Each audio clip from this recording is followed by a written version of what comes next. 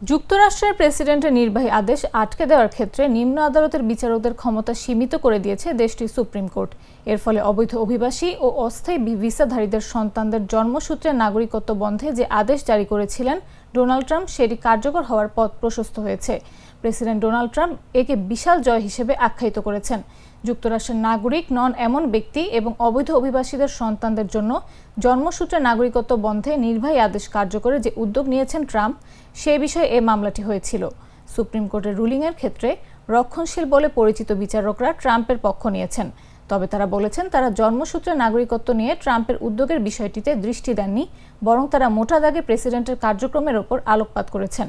বিশেষজ্ঞরা বলছেন, এই আদেশের ফলে ভবিষ্যতে নির্বাহী আদেশ নেওয়ার পদক্ষেপগুলো চ্যালেঞ্জের ক্ষেত্রে পরিবর্তন আসবে এবং তাদের মতে এই আদেশেরও আইনি চ্যালেঞ্জ হবে।